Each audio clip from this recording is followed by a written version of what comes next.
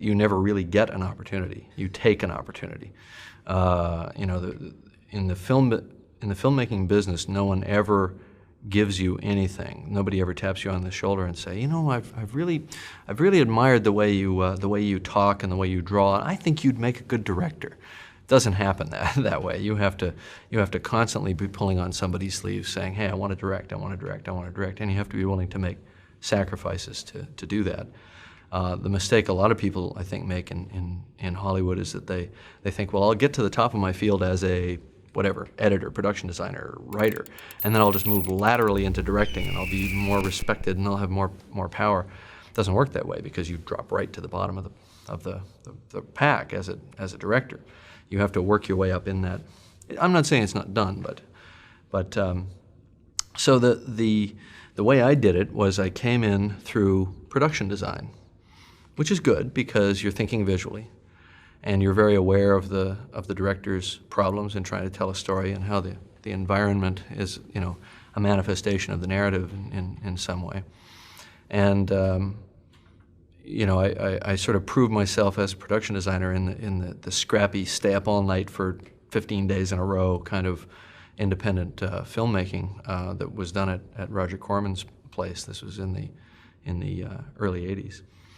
And when they see that you have the creativity and the stamina and that you basically understand filmmaking, it's not a ridiculous leap in that environment to say, I now want to try my hand. I want to direct. And I just basically went up to Roger one day and said, I'd like to direct second unit on the film that we were making at the time, which was a low-budget science fiction horror picture.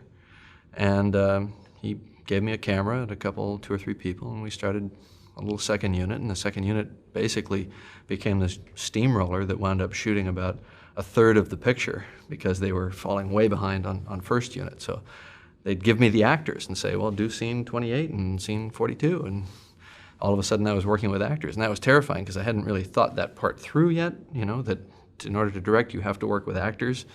It's not just about sets and visual effects. And so it was simultaneously a shock and a joyful discovery, because I found that all actors really want is some sense of what a writer can bring to the moment, some sense of a narrative purpose. What am I doing? What am I trying to do here? What's the scene about?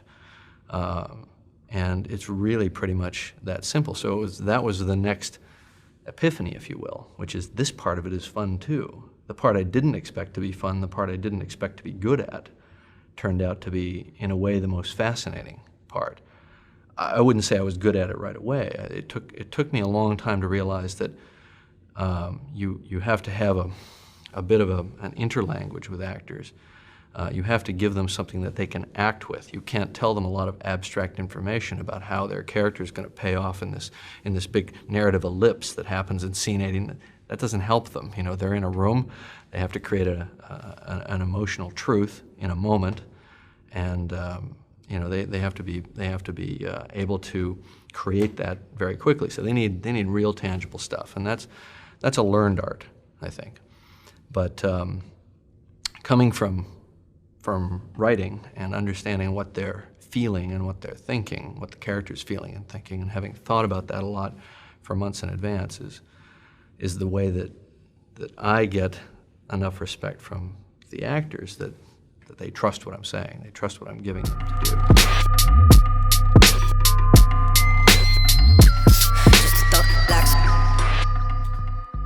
Wham!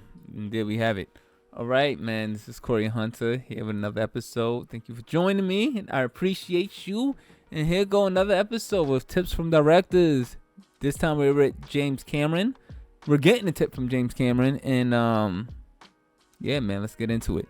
So, pretty much, man, what James Cameron is talking about, his first point is, I guess, an extension of being a director. We all have this dream of making it big time. We all want to have that overnight success story, and we all like to be rewarded. We like the fame. We like compliments. We like to be flattered. I know people talk about being hardcore and having a hard shell or whatever the case may be, but we like it. it just feels good. Like anytime one of your loved ones give you a compliment, it feels good. It's warming to the soul and the heart. And that's not a feeling that's exclusive to the people who you love. It's also something that extends to the workplace, to your passions, and so on and so forth. If you're an artist, man, you want people to appreciate your art. I know we say, oh man, I just do the art just for me. Some people may say that. If that's the case, then I guess that's just a hobby. If you want to bring your heart to the highest level of its own level, you want to get people out. You want to get people to share in your work. You want people to see your art. And when people see your art, you want them to enjoy your art. And they express that they enjoy your art by flattery or compliments or, just a genuine like of it. So with that said, I think James Cameron was touching on the fact that directors can't rely on that. We can't rely on that because we have to go and get this work. We can't wait for somebody to approach us and say, oh man, I think you're special. You need to do this. Like, we can't do that. Directors are usually the people who finds the talent. And they say, okay, you're special. I see something special and I see something that you can bring over to my project. But that isn't something that happens to the director. No one's going to go to a director and says, oh man, like James Cameron says, oh yeah, I like the way you talk. I like the way you look, or whatever. Maybe you need to do this. No. As a director, you're leading an army and no one is going to give you an army. If you want to go to war, you're going to have to wage war. That's just what it is. You want to make a film, that's nice. Wage war. Get your finances up. Find the people to support you. Find your soldiers and then wage war. Because no one is just going to say, here's the bank. Here's the throne. Here's the swords, the soldiers, the equipment, and all that to make whatever vision you want to make, because that's just a fairy tale. If you want to make it, you're going to have to go out and make it. So in terms of that, I think what he was really talking about is networking. And I know it eats at us. It eats at our core and our pride, because we don't like asking people things over and over. We don't like to repeat ourselves.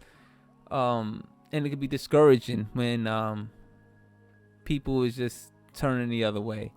But we gotta just keep on going. We gotta be proactive. We gotta be persistent. And we just gotta keep on saying, look, man, I have the ability to make these movies.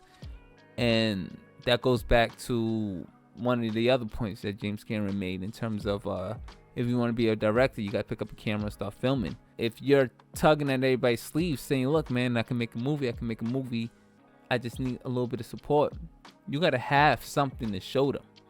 That's why you pick up a camera and start filming, because then you become a director, and then the things that you're asking for is legitimate. So yeah, we just gotta be persistent, man. As a director, you gotta keep on asking people. You can't lose steam.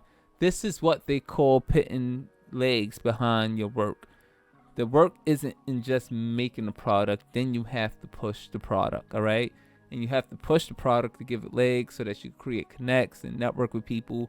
And then once you meet people, you gotta keep on tugging at them, saying, look, I'm here. And it's just part of the business, all right? It's just that simple. Don't let it beat you down. Don't feel like it's taking a part of your soul. It's just the way it is, all right?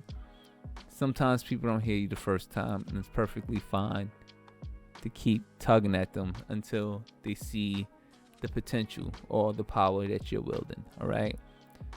With that said, James Cameron also, furthermore, he goes on into directing people. The difference between writing and directing people. Yeah, man, I think that speaks for itself. But and I'm pretty sure I spoke on that before. I could keep on speaking on that, but I think what I really want to get into is the hierarchy. Usually when we want to get into movies, break into any business, we want to start on the bottom, move up, and then move across. You know what I'm saying? What he was saying is sometimes start from here, going up here, and then moving laterally don't work, especially as a director, because as soon as somebody pick you as a director, you fall right back to the bottom of the food chain, because, being a writer, producer is different from being a director or a filmmaker. You know what I mean? Yes, a lot of things overlap. As a filmmaker, as opposed to being a director, is a filmmaker wear multiple hats. So a filmmaker is somebody who just don't have the finances and resources, so they just have to do more jobs. They have to be the producer, the writer, the director, the editor, and it's become the whole thing, a one-man band to create a project. That's a filmmaker. A director is somebody who have support and resources behind them, where they can lead an army and be the general and guide everything from pre to post production until the completed project. With that said, if you're not a director, if you don't have the experience of being a filmmaker or director, and you're trying to become a director or filmmaker, then the only way to be that is by being that. Once again, we go right back to the first step. If you want to be a director, pick up a camera and start directing. There's no way around it. There's no cheat system, all right? You can't work around it. It's no way around it. Pick up a camera, start filming. So, with that said, I think that wraps this one up. Thank you for joining me. I'm Corey Hunter. Don't forget to like, share, and subscribe. I appreciate you. If you got any questions or comments, hit me in the comments below. And as always, until next time.